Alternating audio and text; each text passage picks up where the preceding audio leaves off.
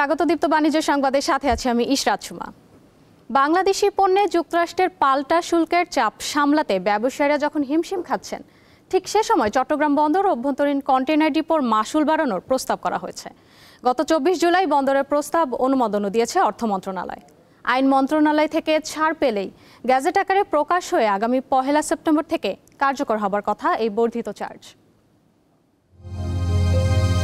Container ডিপোর ICD charge বাড়ানোর উদ্যোগ নিয়েছে চট্টগ্রাম সমুদ্র বন্দর কর্তৃপক্ষ। নতুন প্রস্তাবে প্রতিটি 20 ফুট একক কন্টেইনার হ্যান্ডলিং চার্জ $15 থেকে বাড়িয়ে $23.15 এবং 40 ফুট কন্টেইনারের ক্ষেত্রে $22.5 থেকে $34.83 করার কথা বলা হয়েছে। জাহাজ পাইলটিং চার্জ $357 থেকে $700 উন্নীত করার প্রস্তাব রয়েছে। বন্দর কর্তৃপক্ষ বলছে, গত 39 বছর কোনো চার্জ বাড়ানো হয়নি। একাধিকবার চার্জ বাড়ানোর উদ্যোগ নেওয়া হলেও ব্যবসায়ীদের অনুরোধে তা পেছানো হয়।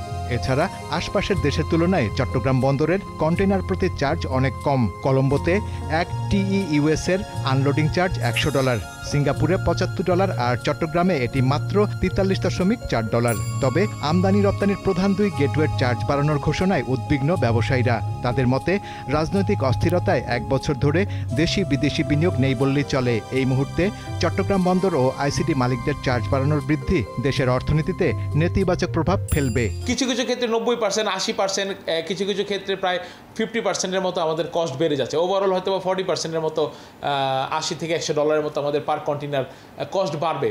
এখন এই মুহূর্তে আসলে আমাদের টিকে থাকাটাই একটা বড় চ্যালেঞ্জের জায়গা। বিজিএমইএ বলছে, ব্যবসায়ীদের মতামত উপেক্ষা করে বন্দর কর্তৃপক্ষ এমন সিদ্ধান্ত নিয়েছে। কিন্তু অভ্যন্তরীণ কন্টেইনার ডিপোর মাশুল চার্জ বাড়লে এর বোঝা পড়বে আমদানিকারক ও রপ্তানিকারকদের ওপর। এতে পণ্যের মূল্য বাড়বে এবং সাধারণ জনগণের ওপর চাপ আরও বাড়বে। মাশুলটা আমরা পে করি ডলারে। তো 83-84 সালে ডলার সম্ভবত ছিল 25 বা 26 টাকা এরকম, আর এখন ডলার হলো 122 টাকা। এই যে আমাদের কাছে আদায় করে ডলারে, কিন্তু খরচ করে তো টাকা। তো তাহলে এইখানে তো এটা বলার কোনো অপেক্ষা রাখে না যে বৃদ্ধি হয় নাই। মাশুল ধাপে ধাপে বাড়ানো যেতে পারে, বাট এটা হয়েছে কি, আমি বলবো যে একতরফাভাবে বাড়ানো হয়েছে। আমদানি রপ্তানিতে বেসরকারি আইসিডির নতুন চার্জের প্রভাব পড়বে অন্তত 25 ধরনের সেবায়। এতদিন বিনামূল্যে হয়েছে এমন 6 ধরনের সেবাও চার্জ যুক্ত হচ্ছে। শাহরিয়ার ইমন, দীপ্ত সংবাদ, ঢাকা। গতকাল সরকারি ছুটি থাকায় বন্ধ ছিল পুঁজিবাজারের লেনদেন। আজ সকাল 10টা থেকে ফের চলছে শেয়ার বেচাকেনা। সেই খবর জানাতে ঢাকা স্টক এক্সচেঞ্জ থেকে আমাদের সঙ্গে যুক্ত আছেন সহকর্মী শাহরিয়ার ইমন। ডিএসসিতে তো আজও বেশ চাঙ্গা ভাব দেখা যাচ্ছে। কোন খাতে শেয়ারগুলো বেশি লেনদেন হচ্ছে আমাদের জানান।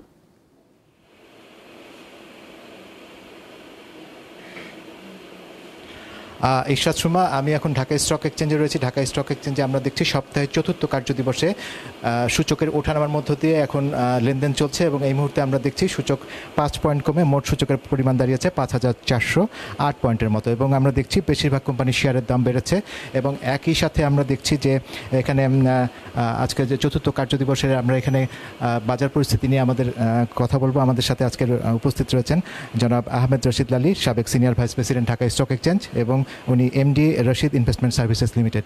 আমরা ওনার কাছে বাজার পরিস্থিতি সম্পর্কে বিস্তারিত শুনে আসি। প্রথমে জনাব রশিদ, আপনাকে স্বাগত জানাচ্ছি দীপ্ত টিভির পক্ষ থেকে। আজকের বাজার পরিস্থিতি কেমন গেল? আজকে মিক্সড বাজার, এবং আমরা যেটা ভালো দিক হলো বাজারের সেটা হলো যে বাজারটা কিন্তু প্রফিট টেকিং একাধারে হয়ে যাচ্ছে, একসাথেই হচ্ছে। আমরা গত 2 দিনে গত কার্যদিবসেও দেখেছিলাম যে বাজার মিক্সড বাজার এবং প্রফিট টেকিংটাও হচ্ছে। আজকেও একই রকম বাজার পরিস্থিতি।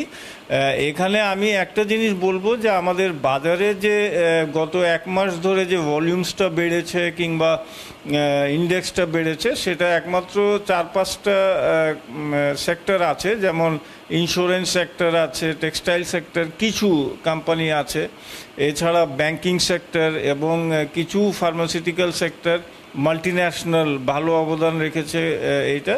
বাট এখন গত কার্যদিবস এবং আজকে যেটা আমরা দেখছি যে মোটামুটি প্রফিট টেকিং হচ্ছে। জনাব রশিদ আলী, আপনার কাছে আমরা জানতে চাই যে আজকে বাজারে যে সেক্টরগুলো রয়েছে, সেক্টরগুলোর ভিতরে কোনটা কেমন যাচ্ছে বা কোন কোন সেক্টরের প্রাধান্য দেখা যাচ্ছে? মোটামুটিভাবে ব্যাংকিং সেক্টর এবং ফার্মাসিউটিক্যাল সেক্টরে কিছু আমরা দেখছি, ইন্স্যুরেন্স সেক্টর কিছু দেখছি। এই 3টা সেক্টরে মোটামুটি আমরা দেখছি যে মোটামুটি ভালো একটা অ্যাক্টিভিটিস হচ্ছে। সব মিলিয়ে লেনদেনের ক্ষেত্রে আমরা দেখছিলাম যে আমরা গত কয়েকদিন ধরে দেখছিলাম যে আপনার বা আমরা বেশ কদিন ধরে দেখছিলাম যে আপনার সূচকে বা আপনার লেনদেনের ক্ষেত্রে লেনদেন ভলিউমটা অনেক কম ছিল, এখন লেনদেনের ভলিউমটা একটু ভালো দেখছি।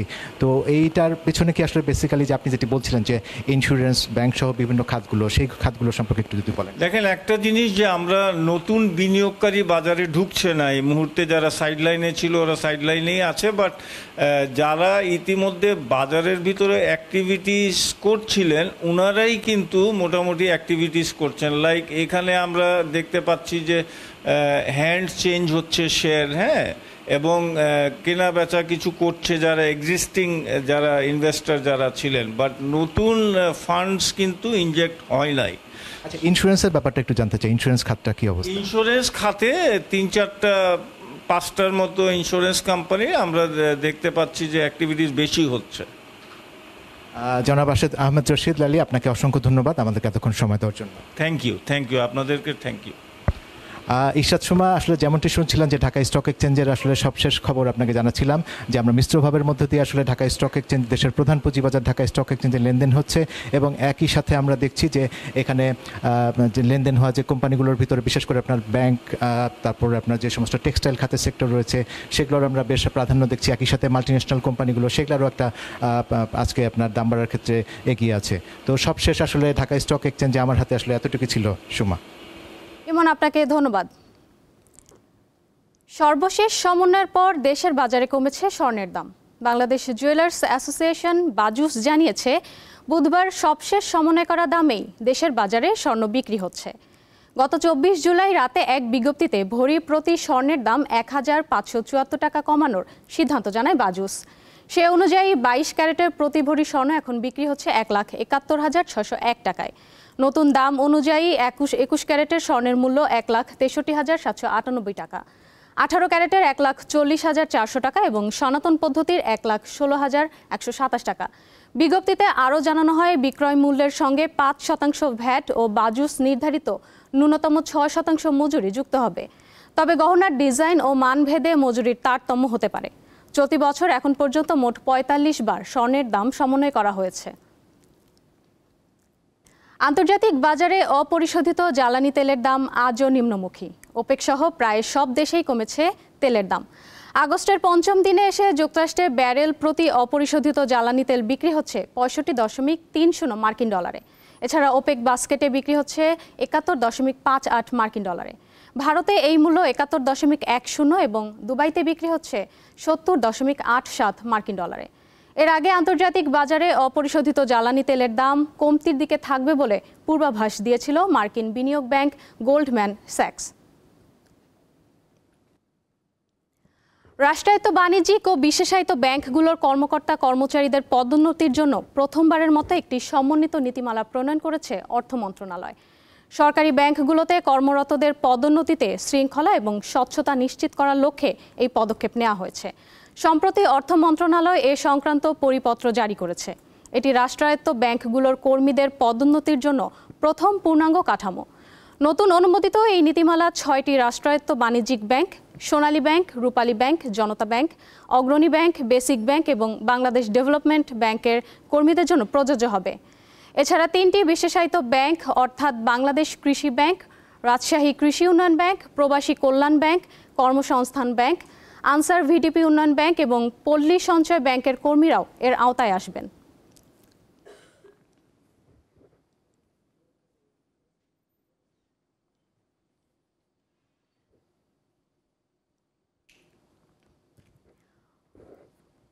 অনিয়ম চুক্তি ভঙ্গের অভিযোগে ডিজিটাল লেনদেন প্ল্যাটফর্ম বিনিময়কে বাতিল ঘোষণা করেছে Bangladesh bank. Bank, mobile financial service provider ও পেমেন্ট সার্ভিস প্রোভাইডারদের টাকা লেনদেনের সুবিধার্থে 2022 সালের নভেম্বরে বিনিময় চালু হয়।